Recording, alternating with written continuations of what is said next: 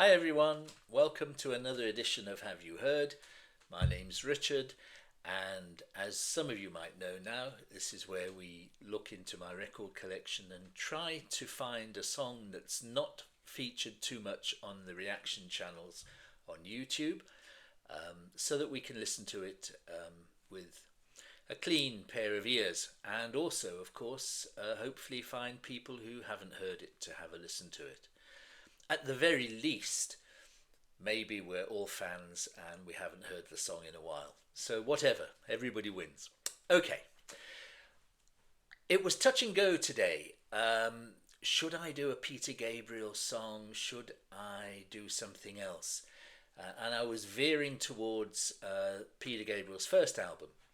But then I suddenly started thinking, well, what about the last album that he did with Genesis? I don't seem to see too many reactions on YouTube for that. And sure enough, there aren't very many, apart from Carpet Crawlers and maybe the title track. It's such a sprawling piece of work, isn't it, that most reactors are they're playing the whole album, aren't they? And they're probably doing it out on Patreon as well. So I figured, let's do one, maybe two tracks if they go together, and of course these do. And these two songs really hit me the most when I first bought The Lamb Lies Down on Broadway. And to this day, I think that I just have a connection with them. And they got me thinking about all kinds of things that I never had even thought about before. Okay, so we're going to do Fly on a Windshield and bleed it into Broadway Melody of 1974, because they do go together, don't they? There's no doubt about it.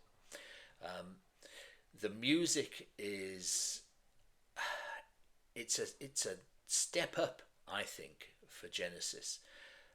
It's got a different feel to anything they had done before. And the lyrics are, well, they blew this 20-year-old's mind when he first heard it, and had him scurrying through books to find out what it was all about. We'll talk about that a little bit later on.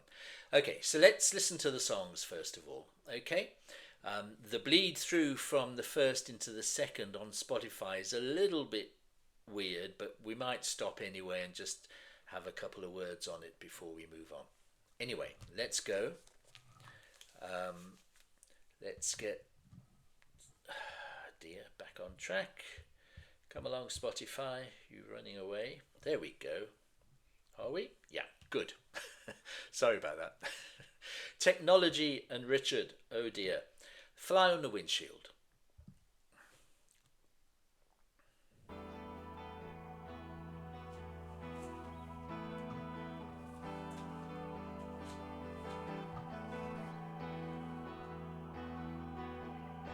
The Lamb Lies Down on Broadway.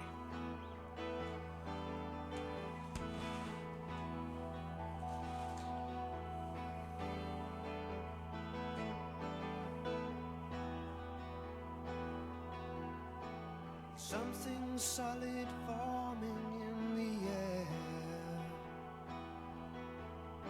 and the wall of death is lowered in Times Square. No one seems to care, they carry on as if nothing was there.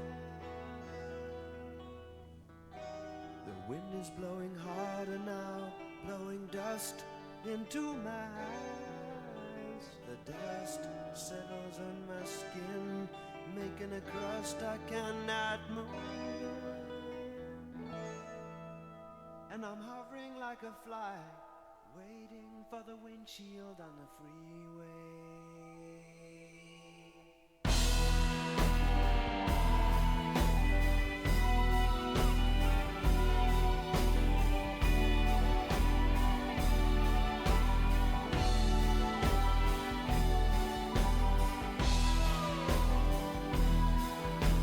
There's an air of foreboding, isn't there?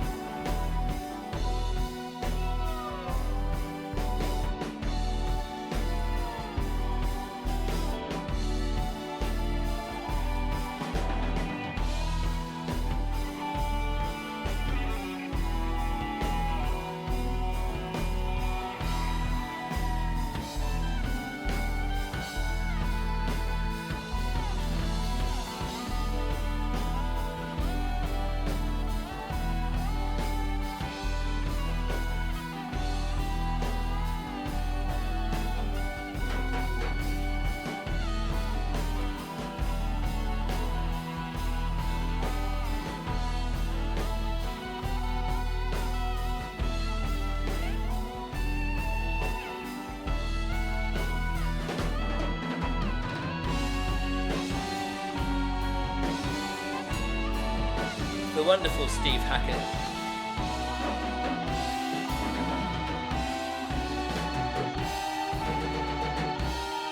Echoes of the Broadway Everglades,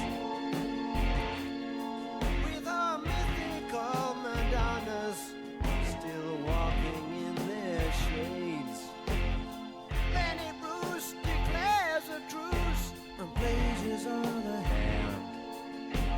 Marshall McLuhan, casual view and head buried in the sand. Sirens on the rooftops wailing, but there's no ship sailing. Groucho with his movies trailing stands alone with his punchline failing. Ku Klux Klan serve hot soul food, and the band plays in the mood. The cheerleader waves a cyanide wand. There's a smell of peach blossom and bitter almond. Carl Chessman sniffs the air and leads the parade. He knows, innocent, you can bottle all you made. There's Howard Hughes in blue suede shoes, smiling at the majorette, smoking Winston cigarettes. And as the song and dance begins, the children play at home with needles and pins.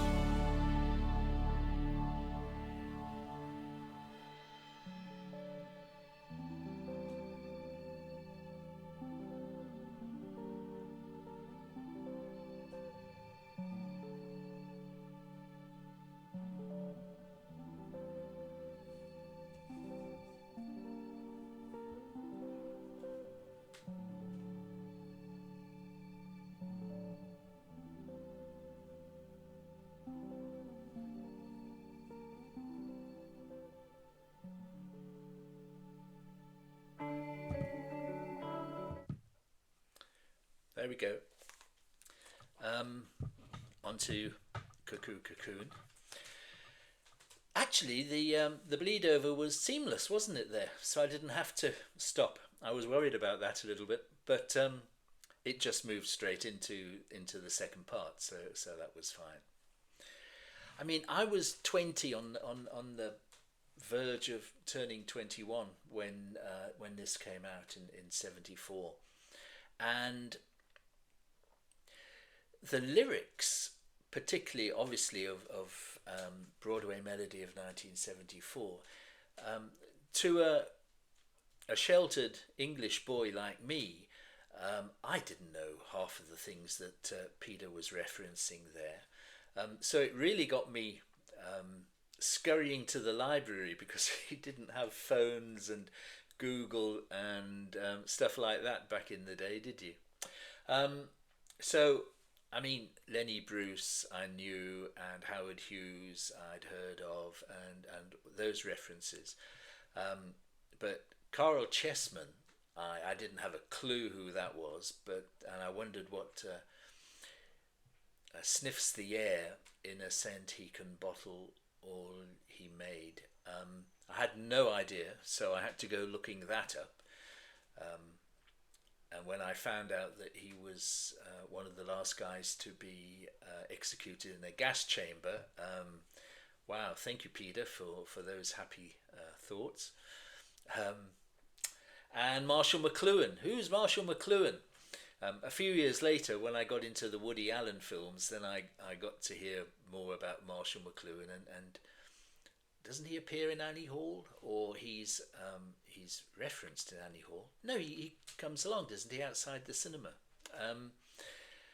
But anyway, yes, I know who Marshall McLuhan now is, the grandfather of media studies, I believe.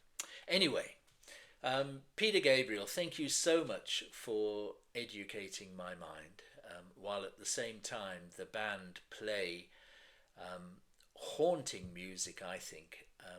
And those two songs, for me, are the cornerstone of the whole album. And it's a sprawling album, isn't it?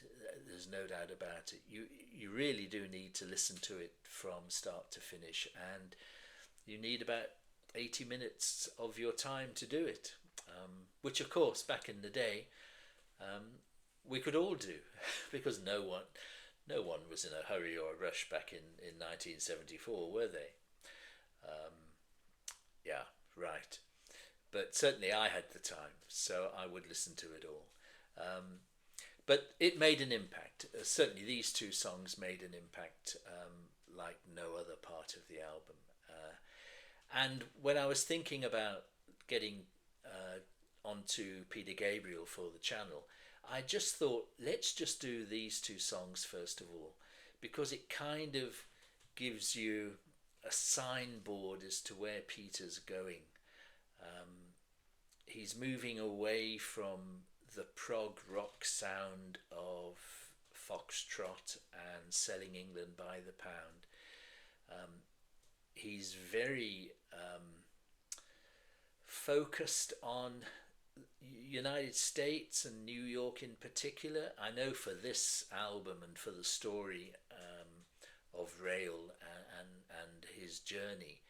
But even if when you go on to Peter Gabriel 1, there's a lot of American references in that as well. Really interesting, and certainly at odds with the rather quintessential Englishness of the rest of the band. Anyway, my thoughts. It's just a beautiful piece of music with some really clever and thought-provoking lyrics. What do you think? Please pop a like down below if you've enjoyed the video. Certainly leave a comment. Let's hear what you guys think of it. The Genesis fans, and there are millions of them, I know. Genesis fans of Gabriel era, Gabriel, Genesis fans of the Collins era. What do you think? Let's go and dig deep in there and share our opinions. Not too controversial, I hope. This is a family channel. No, I'm only joking. Okay, there we go. If you can subscribe, that would be great as well. Subscribers are getting up to, gosh, nearly 60 now. So they're increasing every day. As I've said before, thank you so much to everyone who has subscribed. I hope you're having a look at some of the earlier videos. Please excuse my still very amateur performance in front of the camera, but I'm trying to get a little bit better and trying to become a bit more relaxed. We shall see how we get on with that. But thanks very much. I hope you enjoyed the video, and I look forward to seeing you in the next one. Cheers, everybody.